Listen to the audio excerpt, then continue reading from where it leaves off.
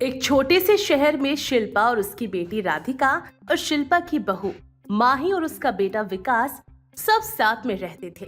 और माही और उसके पति विकास की शादी कुछ महीने पहले ही हुई थी। माही शादी में बहुत सारा दहेज भी लेकर आई थी, जिससे माही की सास शिल्पा की नीयत बिगड़ जाती है। अरे अब क्या करूं मैं? सब कल पूजा में जाएंगे और सब अच्छे अच्छे कपड़े पहन कर जाएंगे और मेरे पास तो कोई अच्छी सी साड़ी भी नहीं है। वैसे भी वो मेरी साथ वाली पड़ोसन राधिका है ना, हर छोटे छोटे फंक्शन में अच्छी अच्छी साड़ी पहन के जाती है। मैं एक काम करती हूँ, मैं अपनी माही बहू से कोई साड़ी मांग लेती हूँ। अरे ओ माही बहू, जरा बाहर तो आ। आई माँ जी, जरा रुकिए। माही बेटा, मैं बोल रही थी ना, मुझे साथ वाली पड़ोसन राधिका के साथ मंदिर जाना है, तो माही बेटा तू अपनी कोई अच्छी सी साड़ी दे दे मुझे। सारे जा रहे हैं और सारे अच्छे अच्छे घर से जाएंगे, तो सोचा मैं भी सब कुछ पहन पहन के जाऊं, इसलिए मैंने तेरे से कोई अच्छी सी साड़ी मांग ली। हाँ हाँ माँ जी, क्यों नहीं, मेरे पास हर तरह की साड़ी है, जो आपको पहननी है ले लो। चलो मेरे कमरे में, आपको सारी साड़ियाँ दिखा देती हूँ, जो आपको चाहिए ना वो आप ले लेना।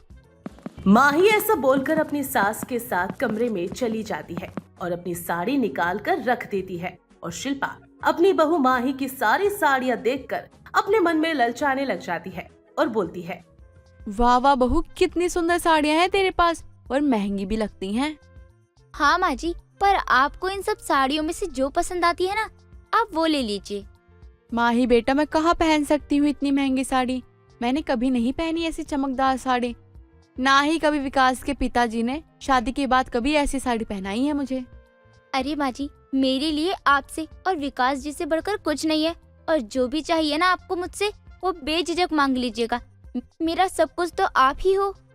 माही की बात सुनकर शिल्पा उसकी सबसे महंगी साड़ी मांग लेती है और साड़ी लेकर वहाँ से चली जाती है और मन ही मन में बोलती चली जाती है, आज तो मैं ही सबसे अलग लगूंगी, इतनी महंगी साड़ी पहन कर जा रही हूँ और किसी को क्या ही पता चल रहा है ये साड़ी मेरी बहू माही की है।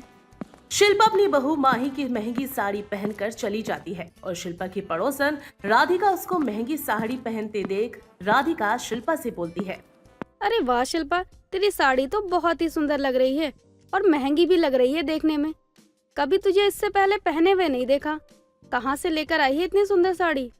हाँ राधिका बहन, वो मैंने परसों ही ली है ये साड़ी, और ज्यादा महंगी नहीं है, बस 10,000 की है। मुझे पसंद आ गई तो मैंने ले ली, और वैसे भी पैसा तो हाथ का मैल है, आता जाता ही रहता है। राधिका शिल्पा की साड़ी का रेट सुनकर और उसके बातें फेंकने से सोच में पड़ जाती है। आज तक तो मैंने कभी नहीं देखा कि शिल्पा ने इतनी महंगी और चमकती हुई साड़ी पहनी हो। खैर, मुझे क्या करना है, पहनने दो। आज तो मैं ही सबसे अच्छी लग रही थी, आखिर क्यों ना लगूं। इतनी महंगी साड़ी जो पहनी थी मैंने, आज तो वो पड़ोसन राधिका भी जल गई होगी मुझसे। और जितनी महंगी साड़ी मैंने पहनी ना, उतनी महंगी साड़ी तो उस राधिका ने पहनी भी नहीं होगी और ना ही कभी देखी होगी। शिल्पा अगले दिन सुबह जब अपनी बहू माही के कमरे में जाती है और देखती है कितना महंगा महंगा सोफा और पलंग भी, सारा सामान देखकर मन में कुछ न कुछ सोचकर वो माही से बोलती है, माही बहू, तेरे कमरे में इतना सारा सामान है, एक काम कर, तो ये सोफा कुर्सी वगैरह में से कोई चीजें बाहर रखवा दे, या तो मेरे कमरे में रखवा दे, अगर तुझे कोई एतराज ना हो तो। अरे माँ जी, ये भी कोई बोलने वाली बात है? और भला मैं आपकी बात का बुरा क्यों मानूंगी? अगर आप कुछ बोलेंगी ना मुझे, तो मेरे भले के लिए ही बोलेंगी ना, क्योंकि आप मेरी माँ जी हो। अभी बाहर करवा देती हूँ अपना सोफा सेट और ये कुर्सियाँ। माही बहुत ही समझदार और भोली लड़की थी। उसे शिल्पा जैसा जैसा बोलती वो भी वैसे वैसे उसकी बात मान लेती थी। और ऐसे बोलकर शिल्पा माही का दहेज का सामान अपने कमरे में और कुछ सामान ड्राइंग रूम में रखवा देती है। माँ जी देखिए, ये कुछ कपड़े मेरे घर से आए हैं, कुछ सूट है और कुछ साड़ियाँ हैं। तो मैं सोच रही हूँ, मेरे पास तो पहले से ही इतने कपड़े हैं, इतने सारे कपड़ों को एक साथ सिलवाना अच्छा नहीं है ना। तो एक काम करती हूँ, ये मैं कपड़े आपके कमरे में रख देती हूँ, मुझे जब भी जरूरत होगी तो मैं आपसे मांग लूंगी। माही बहू ने मेरे मन की बात ही बोल दी, जो कोई अच्छा सा सूट या साड़ी होगा तो मैं पहन लूंगी। वैसे भी माही बहू इतने महंगे महंगे कपड़े पहनने वाली, अगर मैं उसकी एक आधी सूट ले भी लूंगी तो क्या ही फर्क पड़ेगा। हाँ बहू, क्यों नहीं, ये सब मेरे पास ही रखवा दे, जब भी तुझे जरूरत होगी तो मुझसे मांग लियो। शिल्पा कुछ अपने लालच से माही से सामान मांग लेती तो कुछ सामान माही खुद उसे अपने आप से ही दे देती थी, जिससे उसका लालच और ज्यादा बढ़ जाता और धीरे धीरे बहू के दहेज का वो सारा सामान हड़प लेती है। अब लग रहा है ना मेरा घर शानदार, क्योंकि मेरे घर में इतने महंगे महंगे फर्नीचर रखे हुए हैं। अब कोई मेहमान भी आएगा तो मेरे घर की तारीफ ही करेगा। शाम हो गई है, विकास भी आने वाला ही होगा। बहू को बोलती हूँ खाना बना लेगी। अरे ये क्या कर दिया? हमारे कमरे का आधा सामान कहाँ चला गया? माँ से पूछता हूँ। विकास अपनी माँ के पास जाता कि उससे पहले ही शिल्पा अपने बेटे विकास के पास ही आ रही होती है। विकास बेटा, आ गया तू? देख, मैंने और माही ने तेरे कमरे से थोड़ा थोड़ा सामान निकाल कर अपने कमरे में रख लिया है, ताकि तेरा कमरा खुला खुला लगे और बड़ा भी लगे। माँ, आपने और माही ने सही काम कर दिया। मैं भी यही करने वाला था, लेकिन बोल नहीं पाया, उससे पहले आपने कर दिया। चल बेटा, अब हाथ मुंह धो ले। बहू खाना लगा रही है, फिर साथ में बैठ के खाएंगे। हाँ माँ, मैं आता हूँ, बस 5 मिनट। शिल्पा और सभी खाना खा रहे होते हैं। तभी शिल्पा की नजर माही के सोने के इयररिंग्स पर पड़ती है और वो उससे बोलती है, अरे माही बहू, ये कान में तूने इयररिंग्स पहने हुए हैं, गले में सोने का हार। अरे कोई लेके ना चला जाए, इन्हें उतार के मुझे दे दे, मैं संभाल के रख दूंगी, अगर तुझे कोई एतराज ना हो तो। अरे नहीं नहीं माँ जी, इसमें बुरा मानने वाली कौन सी बात है? अगर आप मुझे कुछ समझा रही हो तो वो मेरे भले के लिए ही होगा ना। ये लो माँ जी, आप इन्हें संभाल कर रख दो, जब भी मुझे जरूरत पड़ेगी तो मैं आपसे मांग लूंगी। माही और उसका पति खाना खाकर कमरे में चले जाते हैं और शिल्पा माही के सोने के इयररिंग्स लेकर अपने कमरे में चली जाती है। अब तो लगभग माही बहू का आधे से ज्यादा दहेज मेरे पास है। अब मैं कुछ भी पहन सकती हूँ। बहू के दहेज के सारे कपड़े और गहने तो मेरे पास ही हैं। मैं जब चाहे पहन सकती हूँ। शिल्पा अगले दिन माही की महंगी वाली साड़ी और सोने के इयररिंग्स पहन लेती है। थोड़ी देर बाद शिल्पा की पड़ोसन राधिका शिल्पा से मिलने आती है। अरे वाह शिल्पा बहन, तूने तो बहुत ही सुंदर साड़ी पहन रखी है और तेरे इयररिंग्स भी बहुत मैच कर रहे हैं। तेरे घर में तो सारा सामान भी नया रखा है। क्या बात है, कहाँ से लाई है इतना महंगा महंगा सामान? जब पिछले महीने आई थी तब तो तेरे कमरे में कुछ भी नहीं था। अरे ऐसी कोई बात नहीं है राधिका बहन, बस वो मेरे कुछ सामान पैक हुए रखे थे, इसलिए मैंने सारा सामान पैकिंग वाले न्यूज से निकाल दिया ताकि वो खराब ना हो जाए, और सोचा ये सारा सामान यूज में ही आ जाएगा और खराब भी नहीं होगा। और ये सोने के इयररिंग्स तो मेरी शादी के रखे हुए हैं, तो सोचा पहन लूं। राधिका शिल्पा की बात सुनकर सोच में पड़ जाती है। तभी शिल्पा की बहू माही वहाँ पर आ जाती है। अरे माँ जी, ये इयररिंग्स आपने पहन लिए और मेरी साड़ी भी। शायद आप कहीं जा रही हो।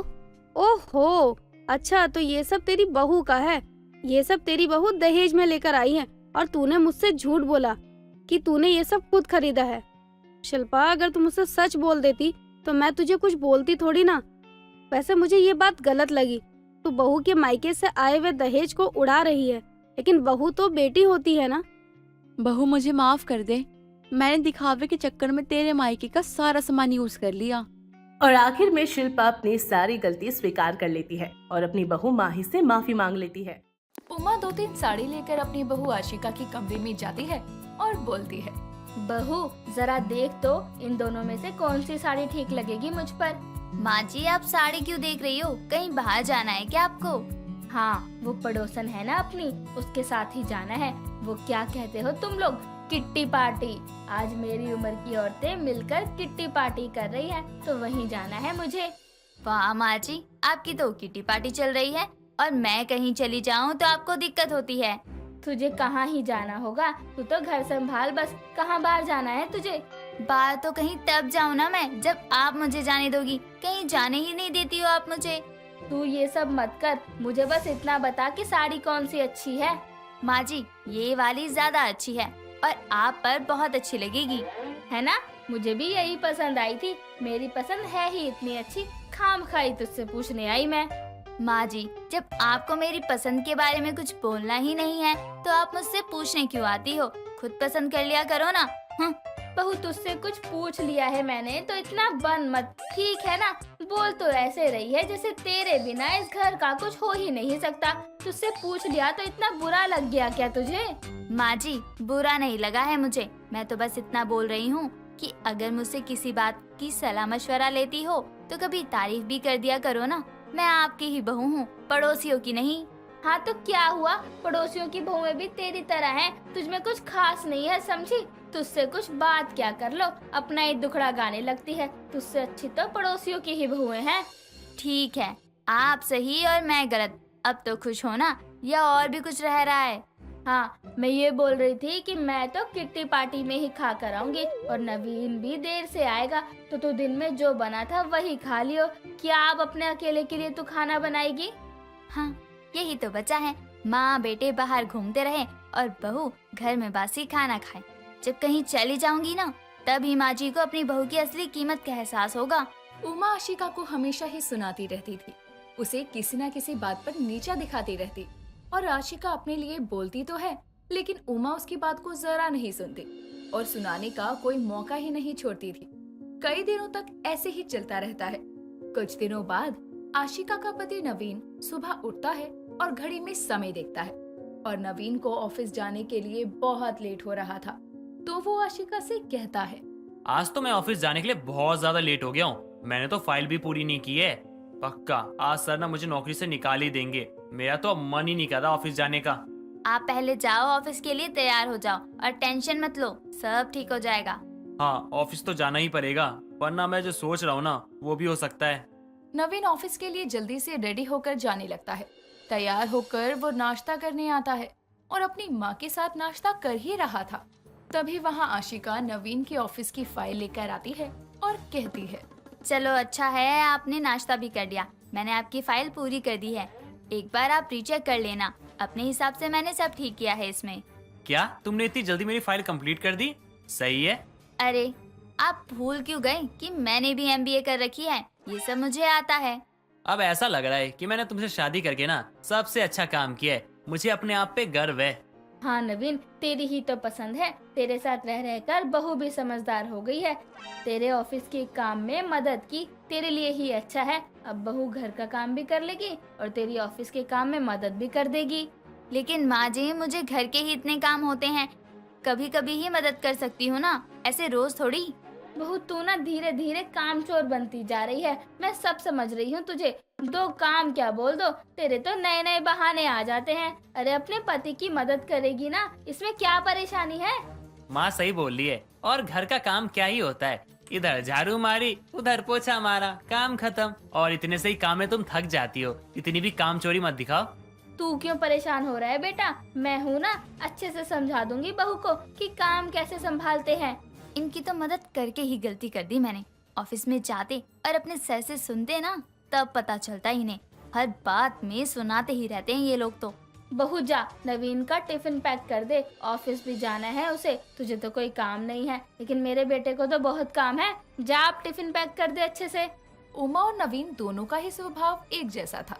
दोनों की इन सब बातों से आशिका को बहुत बुरा लगता था, लेकिन उसके घर में किसी को भी आशिका की नहीं पड़ी थी। उन्हें तो बस यही लगता था कि आशिका का काम ही यही है, इसीलिए वो सब कभी भी आशिका की तारीफ नहीं करते थे। कई दिनों तक ऐसा ही चलता है। कुछ दिनों बाद उमा अपनी पड़ोसन गीता के साथ बाहर मोहल्ले में बैठी हुई थी। काफी देर तक बातें करने के बाद वो गीता के साथ अपने घर आती है और आशिका को बुलाकर कहती है, बहू चाय बना दे मेरे और गीता के लिए। माँ जी, बर्तन तो अभी तक धुले नहीं हैं, मुझे थोड़ा समय लगेगा चाय बनाने में। मैं 4 घर घूम के भी आ गई और तेरा काम नहीं हुआ अभी तक। ओ माँ जी, मेरी थोड़ी तबीयत खराब सी लग रही है, चक्कर भी आ रहे हैं, इसलिए थोड़ा आराम कर रही थी। मैं अच्छे से जानती हूँ तेरी तबीयत खराब नहीं है, तू बस नाटक कर रही है ताकि काम ना करना पड़े। अरे उमा, ऐसे क्यों बोल रही है? क्या पता सच में तबीयत खराब हो। देख कैसे कमजोर सी लग रही है। अरे तू नहीं जानती इसे, हर वक्त बहाना ही देखती है कि कौन सा बहाना बनाऊं और काम से बच जाऊं। तू ना पागल ही है। तेरी बहू सारा काम अकेले संभालती है, तभी तो तू बाहर कितनी भी देर तक घूम लेती है। बहू की कीमत अभी नहीं पता चल रही है, लेकिन तुझे एक दिन पता जरूर चलेगी। कुछ भी, अरे ये हमेशा के लिए कहीं चली भी जाए ना, तो भी फर्क नहीं पड़ने वाला है मुझे। फिर तो तू कुछ ज्यादा ही पत्थर दिल है, तभी तो तुझे फर्क नहीं पड़ता है। माँ जी, वैसे मेरी माँ का फोन आया था, उनकी तबीयत खराब है, तो मैं कुछ दिन बाहर रहने जा सकती हूँ। अब बोल, तू अपनी बहू को उसके मायके तक नहीं भेज सकती है क्या? मुझे कोई परेशानी नहीं है बहू को मायके भेजने से। एक काम कर बहू, तू मायके जा और जब मन हो वापस आने का तभी आइयो। अब ठीक है ना? बहू को मायके जाने के लिए बोल तो दिया है, लेकिन ध्यान रहे कोई परेशानी ना हो तुझे। अरे मुझे क्यों परेशानी होगी, पहले भी तो सब मैं ही करती थी ना, तब तो कुछ नहीं हुआ। बहू के आने के बाद कुछ अलग थोड़ी हुआ था। मैं मदद ना करूँ तो बहू से काम ना हो। तब तो और भी अच्छी बात है, तुझे बार बार अपनी बहू को काम के लिए समझाना नहीं होगा। कुछ दिन तुझे तो सुकून के मिल गए ना। हाँ सच में, बहू तो एक काम नहीं करती, बस दिमाग ही खाती रहती है। अपने मायके जाएगी तो थोड़ी शांति मिलेगी मुझे, मेरे लिए ही अच्छा है ये तो।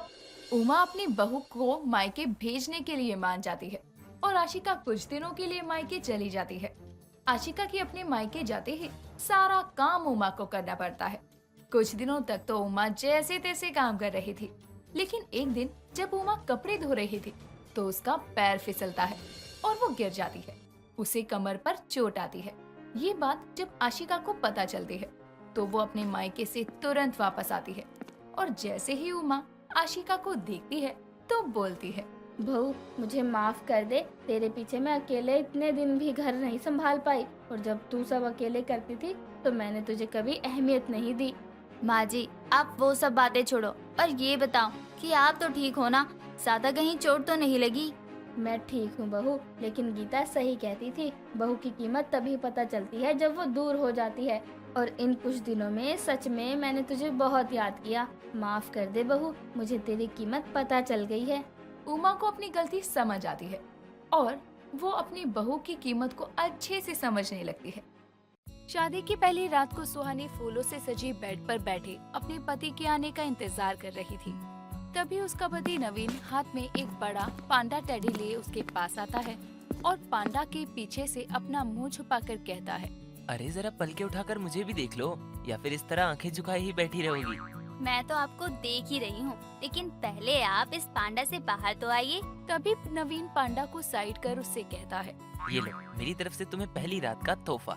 मैं कोई बच्ची हूँ क्या जो आप मुझे पहली रात को तोहफे में ये पांडा गिफ्ट कर रहे हैं? वो बात ऐसी है कि मुझे पांडा बहुत पसंद है, तो मैं तुम्हारे लिए ये ले आया हूँ। अच्छा ये बताओ, तुम मुझसे शादी करके खुश तो हो ना? ये कैसा सवाल कर रहे हैं आप नवीन? मैं बहुत खुश हूँ, बहुत। इतना कहकर वो उसके करीब जाकर उसे गले लग जाती है और बीतती रात को दोनों साथ में एक दूसरे में खो जाते हैं। समय बीतता है। सुहानी अपनी शादीशुदा जिंदगी से बहुत खुश थी। उसके ससुराल में सब उससे प्यार से बर्ताव करते। एक रोज जब सुहानी की सास मंदिर में शाम को पूजा कर रही थी, तभी सुहानी के फोन पर किसी का कॉल आता है। तो सुहानी कॉल उठाती है, जो कि हॉस्पिटल से था। फोन पर बात सुनकर उसकी आंखों से आंसू बहने लगते हैं और हाथ से फोन छूट जाता है। तो उसकी सास नीलिमा कहती है, क्या हुआ बहू, फोन क्यों गिरा दिया तूने और रो क्यों रही है, बोल ना। सासू माँ, नवीन जी हॉस्पिटल में हैं। उन्हें किसी ने बुरी तरह घायल कर दिया। क्या? दोनों सास बहू ये खबर सुनते ही हड़बड़ाहट में हॉस्पिटल के लिए निकल जाते हैं। लेकिन हॉस्पिटल पहुंचने पर उन्हें घायल नवीन नहीं बल्कि नवीन की लाश मिलती है। इस तरह नवीन की दुखद मौत के बाद सुहानी विधवा हो जाती है। अगले दिन जब नवीन की लाश को अंतिम संस्कार के लिए ले जाया जा रहा था, तो सुहानी घर के बाहर फूट फूट कर रो रही थी। तो उसकी सास उसे संभालती है। रात के समय सुहानी कमरे में पांडा टेडी को पकड़े बेसुध सी बैठी थी। तभी उसकी सास नीलिमा उसके लिए खाना लेकर आती है और उसे देती हुई कहती है, बहू चल कुछ खा ले, कल से तूने कुछ नहीं खाया है। सासू माँ मन नहीं है, वो हमें छोड़कर कैसे जा सकते हैं? आपको पता है ये पांडा वो मेरे लिए लाए थे। और बस बहू बस, नवीन नहीं है इस दुनिया में, तू विधवा हो चुकी है, भूल जा उसे। खाना रख कर जा रही हूँ, खा लियो। नीलिमा इतना कहकर वहाँ से चली जाती है और सुहानी उस गुड्डे को पकड़कर रोने लगती है। तभी उस पांडा टेडी का हाथ उसके सर पर जाता है और वो उसके सर को सहलाने लगता है। तभी वो उससे दूर हो जाती है और कहती है, मुझे ऐसा क्यों लगा कि जैसे किसी ने मेरा सर सहलाया हो। तभी उसे अचानक ही चक्कर आने लगते हैं और वो बेहोश होकर बेड पर गिर पड़ती है। उसके बेहोशी में आते ही उस पांडा टेडी में हलचल सी होती है और उसमें से एक साया निकलकर बाहर आता है। जब वो पलटता है तो बिल्कुल सुहानी के पति नवीन जैसा दिख रहा था। कुछ देर में जब सुहानी की आंखें खुलती है तो वो देखती है कि नवीन उसके सामने बैठा है। तभी वो रोने लगती है। तो नवीन दूर बैठकर ही अपना हाथ लंबा करके उसके आंसू पोंछते हुए कहता है। अरे कितना रोती हो तुम, रोते रोते तुमने अपनी आंखें सुजा ली हैं। ये सब कैसा जादू है? कहीं मैं सपना तो नहीं देख रही ना? बिल्कुल नहीं। अच्छा, मेरे इन लंबे हाथों का जादू देखकर ऐसा कह रही हो क्या? तुम्हारा पति कोई मामूली इंसान नहीं है, ऐसे बहुत से जादू कर सकता हूँ मैं। मुझे यकीन था आप मुझे छोड़कर कभी नहीं जाओगे।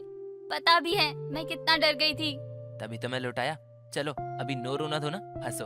रुको, अभी तुम जरूर हंसोगी। इतना कहकर वो एक चुटकी बजाता है और सुहानी के ऊपर फूलों की बारिश होने लगती है। वो खिलखिलाकर हंस पड़ती है। तभी उसकी आवाज सुनकर नीलिमा वहाँ आती है और कहती है। क्या हुआ बहू, तू अचानक से ऐसे हंस क्यों रही है? क्या हुआ? सासू माँ, वो नवीन जी। इतना कहकर वो नवीन की तरफ इशारा करती है, लेकिन वहाँ नवीन ना होकर वो पांडा टेडी था। जिसके बाद वो देखती है कि उसके आसपास का फर्श भी साफ है, वहाँ कोई फूल नहीं है। तभी नीलिमा कहती है। बहू, मैं जानती हूँ तुझे नवीन की याद आ रही है, मुझे भी आ रही है, लेकिन हम कुछ नहीं कर सकते क्योंकि होनी हो चुकी है। रात बहुत हो गई है, तू सो जा बहू। लेकिन सासू माँ वो। अरे तूने खाना खा लिया? ये अच्छा किया, मैं प्लेट ले जाती हूँ। ये प्लेट खाली कैसे है? मैंने तो खाना छुआ भी नहीं। नीलिमा वहाँ से प्लेट लेकर चली जाती है और सुहानी अपने कमरे का दरवाजा बंद करके जैसे ही पीछे मुड़ती है तो नवीन बेड पर बैठा हुआ था। तो सुहानी कहती है। मुझे पता ही था कि आप जरूर कहीं छुप गए होंगे और वो खाने की प्लेट भी आपने ही खाली की होगी। सासू माँ के सामने क्यों नहीं आए आप? बात ऐसी है सुहानी कि मैं सिर्फ तुम्हारे सामने ही आ सकता हूँ, क्योंकि जैसे तुमने यकीन किया मेरे आने का शायद माना करें, और फिर मेरा ये जादू। ठीक है, जैसा आप कहेंगे मैं मानूंगी। वैसे भी आप सही सलामत हैं, मेरे लिए वही बहुत है। मैं सासू माँ को कुछ नहीं कहूँगी। इतना कहकर सुहानी नवीन के गले लग जाती है। तो नवीन मन ही मन कहता है। मैं इसका पति तो नहीं, लेकिन इसकी मुस्कुराहट और खुशी के लिए इसका जादुई पति जरूर हो सकता हूँ। उस पांडा गुड्डे से निकले साए ने आखिर क्यों नवीन का रूप लिया था, ये सिर्फ वही जानता था। लेकिन सब बातों से अनजान सुहानी अपने पति को वापस पाकर खुश थी, लेकिन वो ये बात अपनी सास को नहीं बताती। समय बीतता है, वो साया बस सुहानी के सामने ही आया करता और किसी और के कमरे में आने पर वो गायब होकर उसी पांडा के गुड्डे में समा जाता। अपनी विधवा बहू को खुश देखकर नीलिमा भी खुश थी, लेकिन उसको घंटों कमरे में अपना समय बिताते देखकर ये बात उसकी सास को खटकने लगी थी। एक रोज जब वो उसके कमरे की तरफ जाती है तो उसे किसी लड़के के जोर से हंसने की आवाज आती है, लेकिन जैसे ही वो दरवाजा खोलती है वहाँ सुहानी के अलावा कोई नहीं था। क्या हुआ सासू माँ, कुछ चाहिए था आपको? हाँ नहीं बहू, वो रसोई में बहुत बर्तन पड़े हैं तो उनको साफ कर दे। अभी? हाँ क्यों, कोई दिक्कत है? नहीं, मैं कर देती हूँ। इतना कहकर सुहानी बार बार उस पांडा को देखते हुए रसोई की तरफ चली जाती है और इतने सारे बर्तन धोने बैठ जाती है। तभी अचानक से नवीन वहाँ आता है और कहता है।